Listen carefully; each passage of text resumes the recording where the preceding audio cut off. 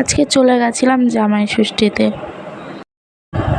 তো তারপর এখানে পাশে আছে বরমশাই। তো আমরা আগের দিনে বেরিয়ে গেছি, আগের দিনে বিকালবেলা বাড়ি থেকে রওনা দিয়েছি বাবার বাড়ির উদ্দেশ্যে। তো বরমশাই বললো যে চলো আমরা আজকে বাইকে করে না গিয়ে অটো করেই যাওয়া যাক। তো ওই জন্য অটো করেই যাওয়া হলো। আর বাড়িপুরে দিদিরাও আছে, দিদিকে তুলে নিয়ে একসাথে যাওয়া হবে। আর এটা হচ্ছে কাচারি বাজার। তো বাড়িপুরে কাচারি বাজার অনেকেই ছিল। তো এখানে ফল টল বিক্রি টিক্রি হচ্ছিলো, তো আমি তাই দেখছিলাম। আর ভালোই জ্যাম হয়েছিল রাস্তাটায়। তো সেই জ্যাম কাটিয়ে আবার এটা কোথায় বলো তো, তোমরা অনেকেই চেনো, এটা হচ্ছে বাড়িপুরে মেন বাজার। আর ওটা হচ্ছে রাধেশ্যামের হচ্ছে সামনে দিয়েই যাচ্ছিলাম আমার দিদিরা রাধেশ্যামে। এখানে কিছু টুকটাক কেনাকাটা ছিল আমার আর দিদির। তো সেটুকু কেনাকাটা করে নিয়ে আবার রওনা হয়েছে। আর দেখো রওনা কোথায় কি হবো, আবার দেখছি যে বাড়িপুর রেলগেটের কাছে আবার প্রচণ্ড ভিড়। তো এই দেখো এত ভিড় পাক্কা 40 থেকে 45 মিনিট মতো দাঁড়িয়েছিলাম ওখানে। তো তারপর পুলিশরা আসলো, এসে আবার ঠিক করে দিল। তো ঠিক করে দেওয়ার পর আমরা তারপরেই কিন্তু এগিয়ে গেলাম। মানে এগিয়ে যাওয়ার পর হাঁপ ছেড়ে বাঁচলাম। আর শুধু খালি মনে হচ্ছিল ইস যদি বাইকটা নিয়ে আসতাম তাহলে আমরা কত ভালোভাবে পৌঁছে যেতে পারতাম। এই অটো করে কি কষ্ট, আর এই গরমে থাকাই যাচ্ছিল না। তো এটা হচ্ছে বারুইপুরের হচ্ছে রেলগেট। তো এই রেলগেট টপকে তারপরে ওপারে গিয়ে দেখলাম যে না একটু শান্তি পেয়েছি। তো তারপরে বাড়ি চলে আসলাম। বাড়ি চলে এসে তোমাদেরকে একটু দেখিয়ে দিলাম। বাড়ি এসে ফ্রেশ হয়ে তবে কিন্তু শান্তি লাগলো। তারপর আস্তে আস্তে তো 9টা বেজে গেছিলো।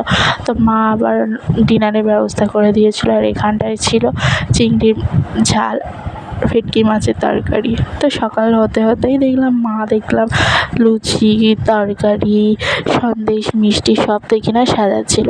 তো জামাই ষষ্ঠী যেহেতু সকাল সকাল মা দেখি না এগুলো তো সব করে নিচ্ছিল, কেটে নিচ্ছিল। অনেক ফল এনেছিল। তো তারপর জামাইরা তো এত খায়, মাকে বলছিলাম যে অত ফল কাটতে হবে না, তুই একটা কাটো, সেগুলোই দাও, আর বেশি মানে ফল কেটো না, সেই খেতে চায় না।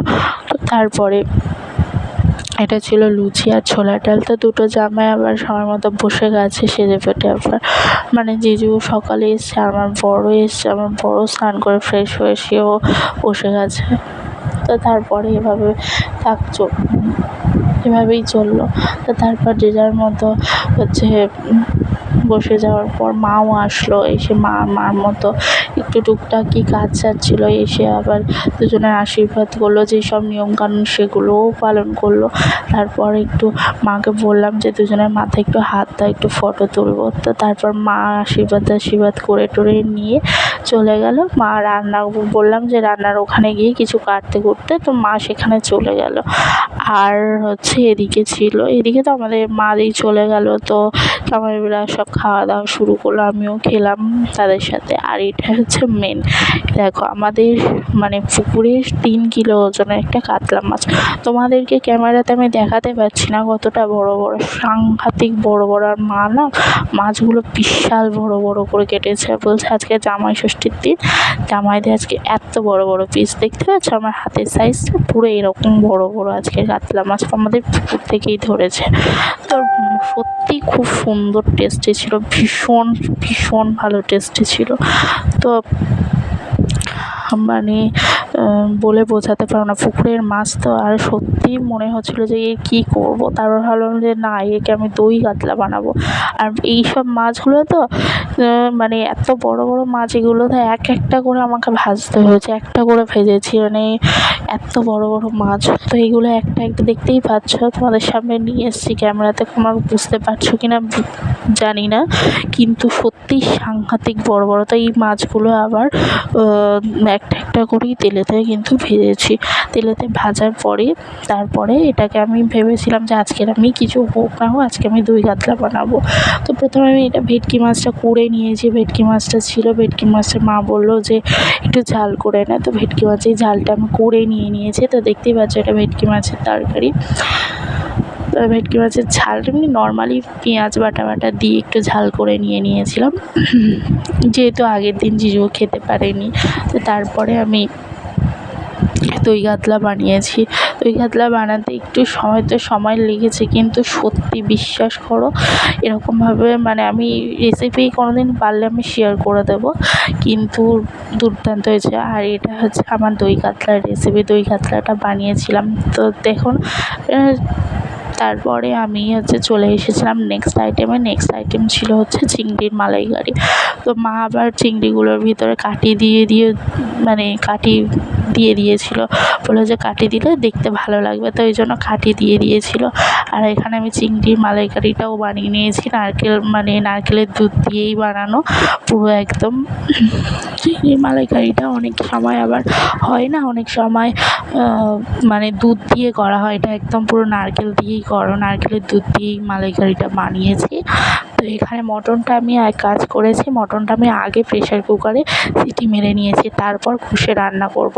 প্রেশার কুকারে আগে 3টে থেকে 4টে সিটি মেরে নিয়েছি, 3টে থেকে 4টে সিটি মারার পরেই তবে কিন্তু এই প্রেশার কুকার থেকে নামিয়ে তোমাদেরকে আমি দেখাচ্ছি। তো তারপর আমি কড়াইতে নিয়ে আজকে বলেছিল সবাই যে হালকা পাতলা একটু ঝোল খাবে, যেহেতু গরমটা না প্যাচপ্যাচানি একটা গরম পড়েছিল। তো তারপর আমি এদিকে একটু ক্যামেরা দিদিকে বললাম যে একটু তুই ধর, আমি একটু করে নিয়ে একটা হাত দিয়ে ক্যামেরা আর একটা হাতে নাড়ছিলাম, তো এটা সম্ভব হচ্ছিল না, তো ওকে আবার বললাম একটু ধরে দিয়েছে। তো তারপর আমি এভাবে কষছিলাম মটনটা। আর মটনের সত্যি কথা বলতে মটনের একটু পাতলা ঝোল খেতে আমাদের বাড়িতে সবাই ভীষণ ভালোবাসে, তো ওই জন্য মটনের আজকে পাতলা ঝোলই বানিয়েছিলাম। তো সত্যি রান্নাগুলো অল্পই হয়েছে, বেশি কিছু ভাবছি হয়নি, কারণ আমাদের বাড়িতে আবার আমার বরমশাইয়ের মতো বলে যে হাবজি করলে খেতে পারা যায় না, তো এই জন্য লাস্ট এটাই ফাইনাল হলো যে অল্পের উপর থেকে যেটুকু হয় সেটুকুই রান্না হবে। তো দেখো আমি তোমাদের সাথে সব কিছু শেয়ার করব যে কী আমাদের বাড়িতে আজকে রান্না হয়েছে। তো এটা হচ্ছে নারলি পিস, হেভি লাগে আমার ফেভারিট মটনে।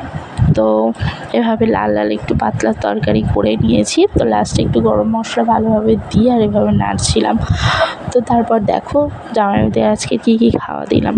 তো এইসব ভাত, স্যালাড, মাছ ভাজা, ওটা হচ্ছে বাটা মাছ ভাজা ছিল, চিংড়ির মালাইকারি ছিল, দই কাতলা, ভেটকি মাছ, মটন, চাটনি, পাঁপড়, মিষ্টিও ছিল, সেটাকে আর তোলা হয়নি। তো এই হচ্ছে জামাইদের আজকে মেনু ছিল।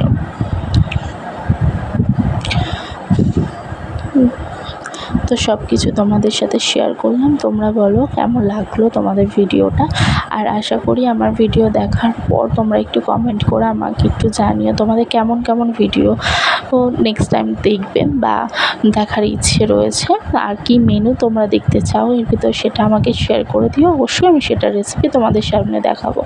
আর ভালো লাগলে সাবস্ক্রাইব করে দিও। টাটা।